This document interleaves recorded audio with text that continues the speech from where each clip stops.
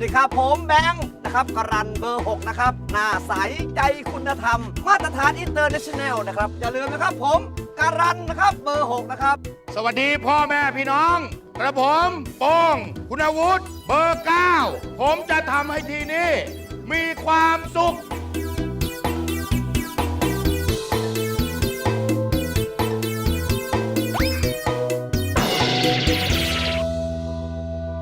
กระผมโป้งคุณวุฒิเบอร์ 9 จะขออาสารับใช้พ่อแม่พี่น้องอยู่ที่นี่ ฮัลโหล father brother sister everybody ฮัลโหล ready I shut the man สวัสดีครับผมแบงค์นะครับกรันเบอร์ 6 นะครับหน้าใสใจยุติธรรม มาตรฐานอินเตอร์เนชั่นแนลสวัสดีครับสวัสดีครับสวัสดีครับอย่าลืมนะครับผมการันนะครับเบอร์ 6 นะครับรับรองทุกคนจะมีความสุขจะอินเตอร์เทนและจะไปสู่โลกภายนอก ไปสู่เมืองนอก ฮัลโหล everybody สวัสดีครับผมแบงค์การันหมายเลข 6 ครับจบปริญญาเอกเกียรตินิยมจากอเมริกาครับผมตั้งใจว่าจะเอาความรู้ของผมนะครับที่ทันสมัยเนี่ยแล้วก็ความรู้จากเมืองนอกมาช่วยบริหารตำบลของเรา ให้ตำบลของเราเนี่ยมีชื่อเสียงดังทั่วโลกไปเลยครับพ่อแม่พี่น้องครับผมโป้งคุณวุฒิเบอร์ 9 หนุ่มใหญ่ใจหนักแน่นผมโตที่นี่เกิดที่นี่ผมโตมากับวัดผมย่อมรู้ทุกสุขของพ่อแม่พี่น้องใครเป็นใครผัวใครเมียใครลูกใครท้องถิ่นนี้ผมรู้จักทุกคนเพราะฉะนั้นแล้วความสุขของพ่อแม่พี่น้องผมย่อมรู้ดีครับไม่เลือกผมแล้วจะไปเลือกแมวที่ไหนล่ะครับพ่อแม่พี่น้องมันก็รู้แต่เรื่องภายในแหละเรื่องภายนอกเองก็ไม่รู้เหมือนกบในกะลาไงออกนอกกะลามาก็ไปไหนไม่ถูกนี่แล้วจะไปสู้ประเทศอื่นเขาได้เหรอจะไปสู้ตำบลอื่นเขาได้ยังไงผมจะบอกพ่อแม่พี่น้องให้ฟังนะครับไอการบริหารจัดการแบบต่างชาติหรือต่างประเทศมันเอามาปรับใช้กับการเมืองท้องถิ่นหรือว่าบ้านท้องถิ่นของเราไม่ได้หรอกครับพ่อแม่พี่น้องมันคนละแบบกันครับพ่อแม่พี่น้องถ้าจะรู้ให้ลึกซึ้งถึงแก่นแท้ของคนในชุมชนในหมู่บ้านในท้องถิ่นมันต้องเลือกผมเท่านั้นครับพ่อแม่พี่น้องผมจะขจัดความทุกข์ความยากลำบากของพี่น้องให้หมดไปจากหมู่บ้านเราครับพ่อแม่พี่น้องเบอร์ 6 นี่ต้องคือผมแบงค์กันนะครับเรามาจากเมืองนอกจะเอาสิ่งที่เมืองนอกเขาเจริญรุ่งเรืองมาพัฒนาตำบลของเราต้องเบอร์ 6เบอร์ 9ครับเบอร์ 9กล้ามา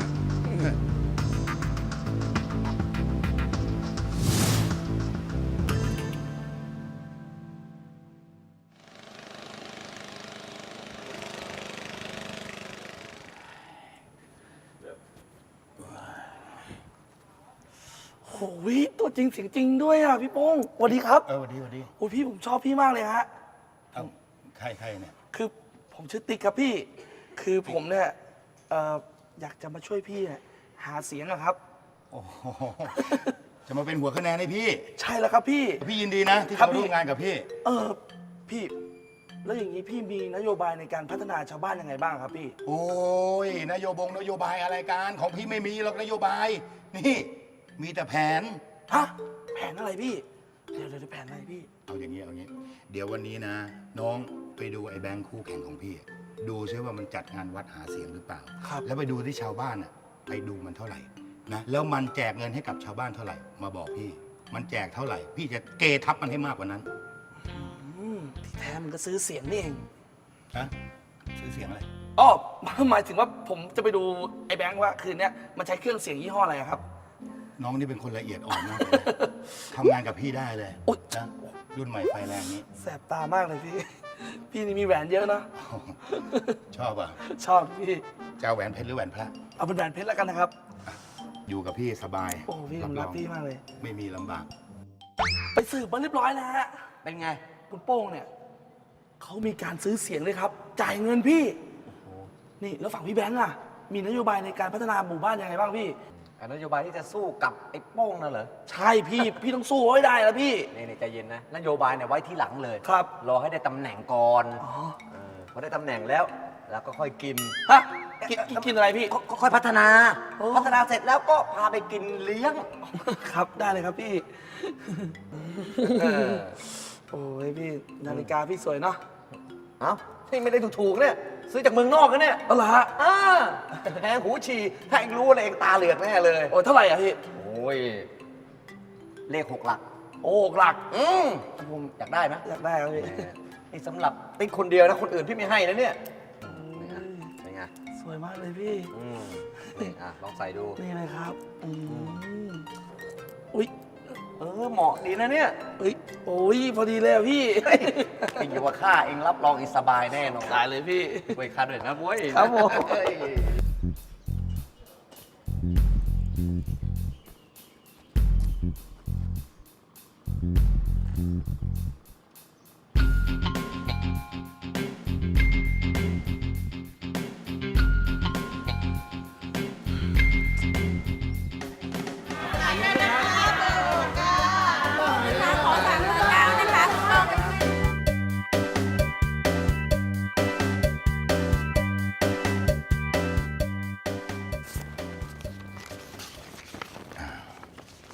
อันนี้ของพี่โนตนะครับ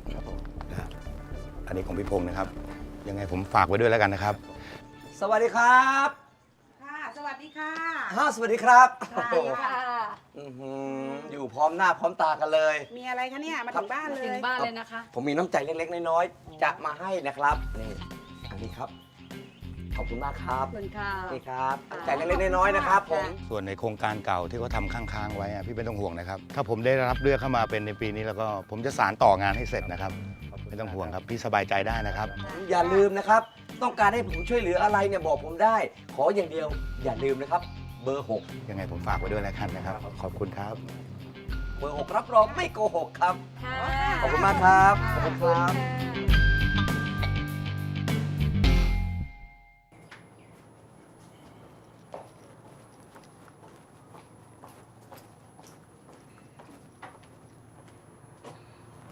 ได้ค่ะ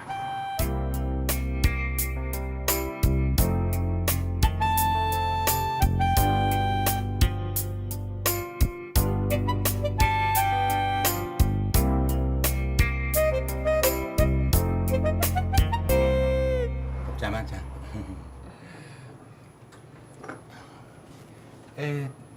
น้องเป็นคนที่นี่อ่ะจ๊ะเนี่ย ใช่ค่ะ ทำไมพี่ไม่เคยเห็นหน้าหนูมาก่อนเลยอะ หนูก็อยู่ที่นี่มาตั้งนานแล้วค่ะพี่ โอ้โห สวยๆ แบบนี้ลอดสายตาพี่ไปได้ยังไง คิดไม่ถึงเลย นี่หนูมาทำร้านกาแฟได้นานแล้วเหรอ 2-3 ปีแล้วอะค่ะ เลอแหมหน้าตาอย่างหนูนี่นะสวยๆ แบบนี้ไม่น่ามาอยู่เป็นเด็กเสิร์ฟร้านกาแฟหรอก สนใจจะทำงานกับพี่ไหม ตอนเนี้ยพี่กำลังลงสมัครเป็นนายกอบต ถ้าหากว่าพี่ได้รับตำแหน่งเมื่อไหร่แล้วก็ พี่อยากจะให้หนูมาเป็นเลขาให้พี่ เป็นเลขาเลยเหรอคะ ใช่ จริงแล้วเปล่าคะพี่ เอ้าจริง ๆ สิ หน้าตาหนูเหมาะมากเลยนะ นะ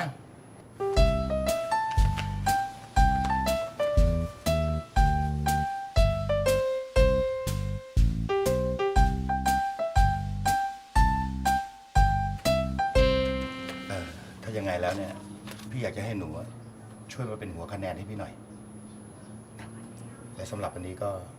คิดซะว่าเป็นค่ากาแฟ จริงเหรอคะ ขอบคุณค่ะ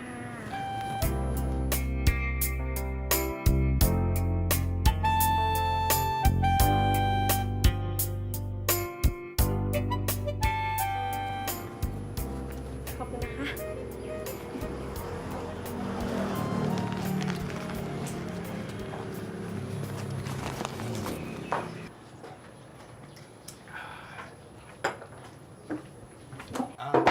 เอ้า พี่จีบติ๋มเหรอ เออติ๊กเป็นแฟนติ๋มเหรอ ใช่ แล้วติ๋มก็ยอมรับติ๊กเป็นแฟนหรือเปล่า ยังอะพี่ โถเอ้ย อย่างนี้เขาเรียกว่าคิดไปเอง ตกอกตกใจหมดเลย โอ้โห ไม่เอานะ ผู้หญิงแค่คนเดียว ไปคิดมากอะไร นี่อยู่กับพี่ เดี๋ยวพี่จัดให้ หน้าตาอย่างเงี้ย ครับ ไม่เหมาะกันหรอก เป็น ติ๊ก เลย ชอบแบบไหนบอกพี่เลย แบบนั้นเลยครั พี่ บ โทรกิ้งเดียว ผมชอบดำๆหน่อยอะพี่ ดำเอ้ยแหมสเปคเดียวกับพี่แหม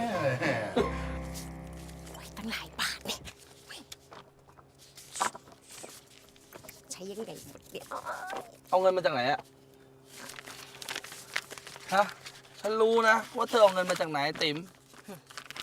ฉันจะเอามาจากไหน มันก็เรื่องของฉัน ก็เรื่องของฉัน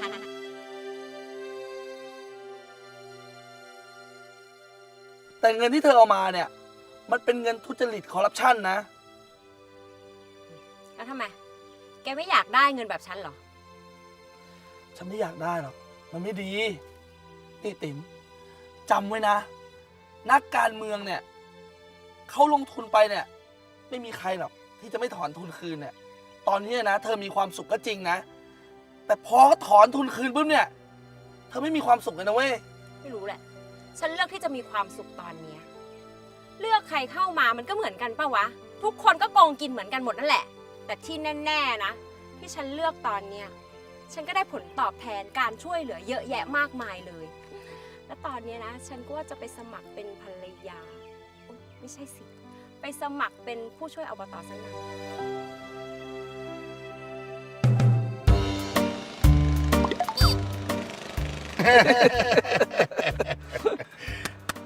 นี่ อุ้ย เอามาให้นะนะเก็บไว้ ไม่เอาเฮีย มันทุจริตคอร์รัปชันนะครับ เอ้ย เอ็งนี่ทำตัวเป็นหน่วยงานราชการไปได้ฮะรู้หรือเปล่าพี่ไปมาหลายบ้านแล้ว ลูกบ้านแต่ละคนรับเงินจากพี่ไปทั้งนั้นแหละ เหลือเองคนเดียวนี่แหละนะ เก็บไว้ เนี่ยมาซื้อผมได้เงินเลย ทำไมเงินซื้อติ๊กไม่ได้ถ้าไม่มากพอใช่ไหม ติ๊กอยากเท่าไหร่ ติ๊กจะเอาจากพี่เท่าไหร่ ติ๊กบอกมา 50,000 ไม่เอาน้องอย่าพี่กับพี่อย่างนี้ไม่เอานะเก็บไว้นะเก็บเอาไว้นะครับ อย่าลืม ได้เฮีย ช่วยเฮียเต็มที่แหละ ได้มาไหร่แล้วก็ติ๊กสบาย ขอบใจมากน้อง ครับ ขอบใจครับเฮียครับ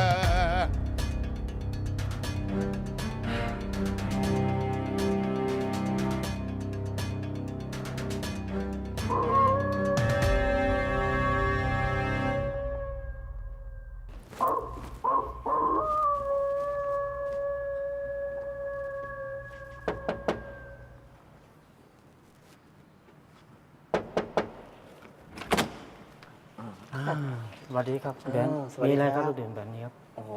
นึกว่านอนซะแล้ว ไหนบัตรประชาชนล่ะครับ มีครับมีครับ ครับผมขอบคุณมาก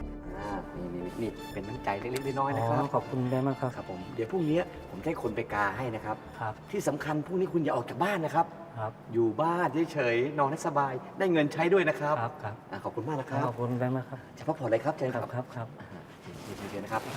อ่า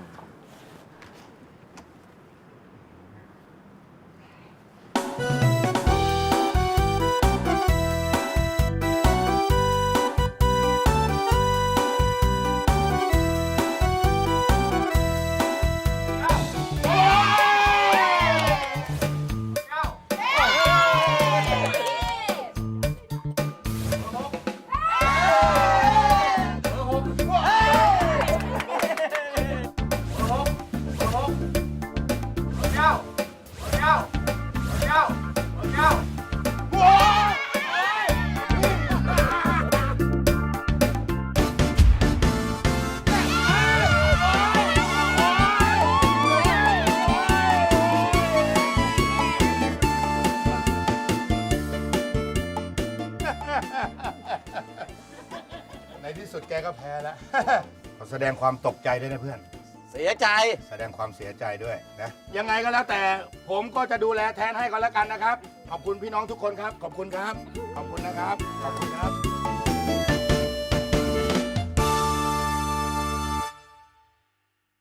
เอ็มว่ายังไงอะเรื่องที่เราคุยกันไว้เมื่อวานเนี้ยเรื่องที่หนูจะไปเป็นผู้ช่วยอบตให้พี่อะ พี่ หนูก็ยังกังวลอยู่เลยอ่ะ ชาวบ้านแถวเนี้ยเขาก็นินทาว่าหนูยังเรียนไม่จบม .3 จะมาเป็นผู้ช่วยพี่ได้ยังไงล่ะ โถเอ้ย พี่ก็นึกว่าเรื่องอะไร แหมถิมน่าจะรู้นะว่าพี่เป็นใคร พี่เป็นถึงนายก พี่เป็นนายกอบตนี่มีอะไรที่พี่จะทำให้ติ๋มไม่ได้ฮะไอ้เรื่องแค่นี้ไม่ต้องคิดมากเลย เดี๋ยวพี่โทรหาเพื่อนพี่กลิ้งเดียวเท่านั้นน่ะนะแป๊บเดียวก็ได้แล้ว เอาอย่างนี้พรุ่งนี้ทำงานให้พี่กันแล้วกัน ไปดูไอ้ถนนเส้นนั้นนะที่เขาทำไว้อะมันยังดีอยู่ใช่ไหม ไปทำยังไงก็ได้ ให้มันพังให้มันชำรุดซะ ไปขุดไปเจาะทำลายมันเลย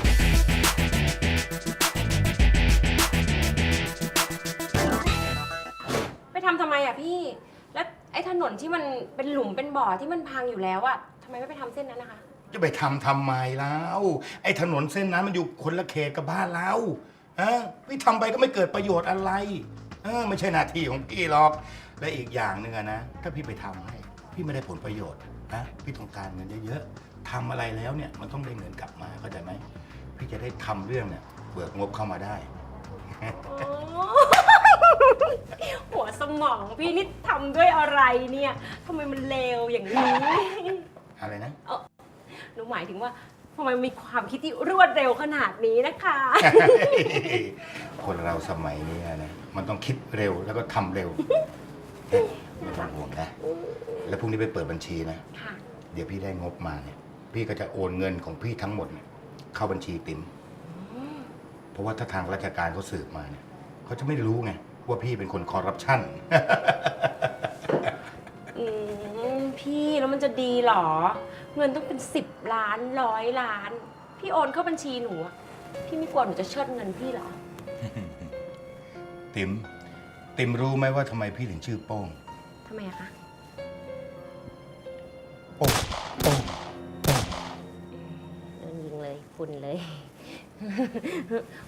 หนูก็ล้อเล่นไปอย่างนั้นแหละใครจะไปกล้าเชิดเงินพี่ล่ะ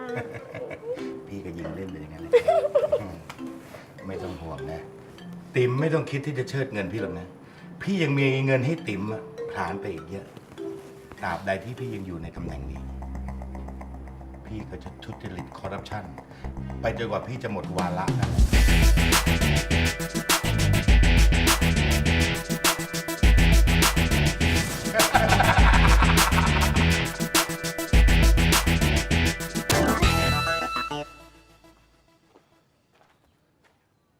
นายกโป้งครับ นายกโป้ง นายกโป้งครับ นายก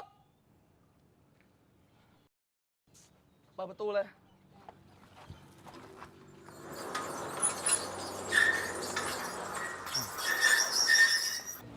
อะไรกันอ่ะเสียงอะไรฮะ เสียงอะไร ใครตะโกน เอ้า สวัสดีครับ สวัสดีครับนายกครับ สวัสดีสวัสดีสวัสดี สวัสดีครับ มีอะไรกันเนี่ยแห่กันมาเต็มไปหมดเนี่ยฮะ คืออย่างนี้ครับนายกครับ พวกชาวบ้านเนี่ยนะครับ เดือดร้อนกันมากครับ เพราะว่าไฟฟ้าเนี่ยไม่ติดเลยครับ แต่ก่อนเนี่ยนะครับ ติดดับดับครับ ตอนนี้สว่างแล้วเหรอ โอ้ดับลึบเลยครับผม แล้วจะทำยังไงอ่ะ ก็อยากให้นายกช่วยแก้ปัญหาเลยนะครับ เพราะว่าเด็กๆเนี่ยอ่านหนังสือก็ไม่ได้ครับ รวมถึงว่าตอนคืนเนี่ยถ้ามันมืดมากเนี่ย กลัวว่าโจรจะเข้ามาปล้นบ้านนะครับ นี่มันไม่ใช่เรื่องใหญ่โตอะไรเลยใจเย็นๆนะไอ้เรื่องแก้ไขแล้วผมคิดทำอยู่แล้วนะแต่คุณต้องเข้าใจผมสิครับ ผมกับคุณเนี่ยทำงานไม่เหมือนกันนะ พวกคุณน่ะใช้แรงงาน แต่ผมนี่ต้องใช้สมอง ไอ้พวกนี้นะเรื่องแค่นี้นะ ไฟติดดับแก้ไขกันไปก่อน ใช้ความคิดบ้างสิครับ ใช่ ฮะผมมีเรื่องใหญ่กว่านี้ พี่เนี่ยนะ รับผิดชอบอยู่แล้ว ช้า แต่ชัวร์ อืม ทำแน่ แต่เมื่อไหร่ไม่รู้ เข้าใจไหมที่พูดเนี่ยฮะนี่ผมมีงานต้องทำนะ อืม เดี๋ยวต้องบินไปดูงานที่ต่างประเทศอีก เพราะฉะนั้นเอาแค่นี้นะ รับผิดชอบตัวเองกันไปก่อนนะเอาละไม่มีเวลาละต้องรีบไปนะแค่นี้นะ ทุกคนเอานายกจะไปแล้วทำไงอ่ะหวัดดีเอ้ยเราไม่ต้องนะ ช้าแต่ชัวร์ทำให้แน่ใจเย็นอ่ะกลับบ้านก่อนติ๊กกลับบ้านกันก่อนพานกลับบ้านก่อน เป็นไงอะตอนมันยังไม่เป็นนายกอะเห็นไหมมันไหว้พวกเราเนี่ย หัวแทบติดพื้น ขอบคุณพี่น้องทุกคนครับ ขอบคุณครับ ขอบคุณนะครับ ขอบคุณนะครับ ขอบคุณครับ พอมันมีตำแหน่งปุ๊บเนี่ย มันกลางเลย เราต้องมาไหว้มันน่ะแล้วเห็นบ้านมันปะบ้านหลังใหญ่มาก ทีเนี้ยเวลาเราเลือกอะไรอะเราดูดีๆถนนหนทาง ไฟฟ้ามันก็ไม่ช่วยเราเลยเฮ้ย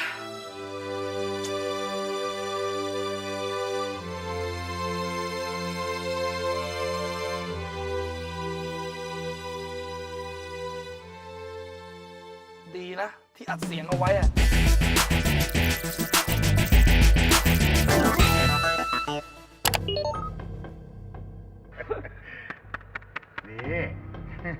อุ้ยไม่เอาเฮียมันทุจริตคอร์รัปชันนะครับ เฮ้ย เอ็งนี่ทำตัวเป็นหน่วยงานราชการไปได้ฮะรู้หรือเปล่าพี่ไปมาหลายบ้านแล้ว ลูกบ้านแต่ละคนรับเงินจากพี่ไปทั้งนั้นแหละ เหลือเองคนเดียวนี่แหละนะ เก็บไว้ นโยบายเนี่ยไว้ที่หลังเลย ครับ รอให้ได้ตำแหน่งก่อนพอได้ตำแหน่งแล้วก็ค่อยกิน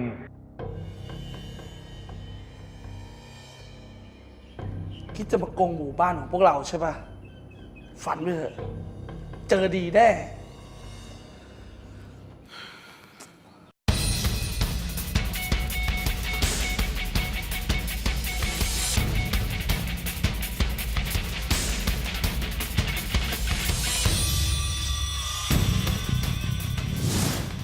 จะทำยังไงเนี่ยฮะมันเป็นไปได้ยังไงอ่ะคลิปอยู่กับเราแท้ๆแล้วไปอยู่ในมือของไอ้แบงค์มันได้ยังไงอ่ะ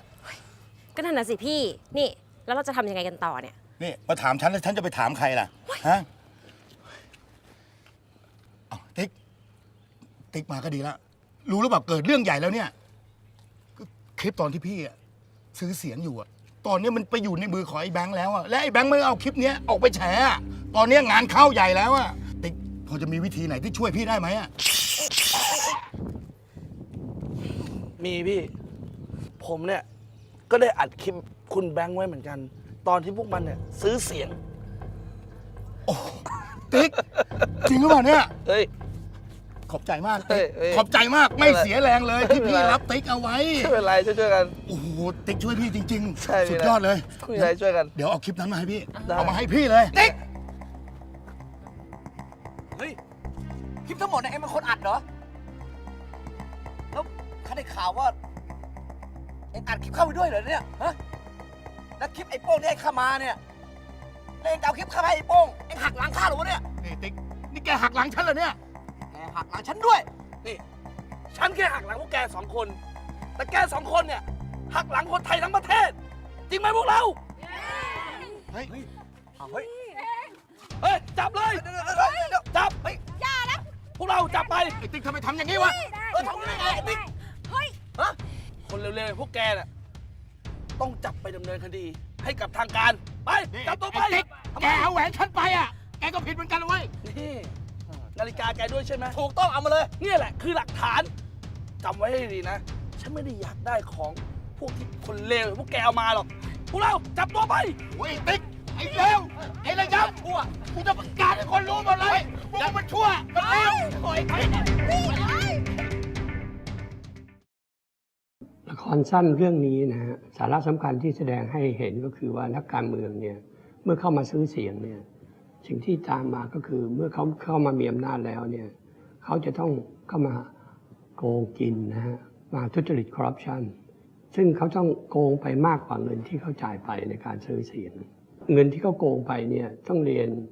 ทุกท่านนะฮะว่าเป็นเงินของพวกเราทุกคนนะฮะเวลาเราไปทำงานรับเงินเดือน เราก็จะถูกหักภาษีเวลาเราประกอบกิจการทางการค้าสิ้นปีเราก็ต้องชำระภาษีภาษีเหล่านี้เนี่ยรวมเป็นเงินกองหนึ่งซึ่งรัฐบาลเนี่ยนำไปใช้เพื่อประโยชน์ของคนไทยทั้งประเทศ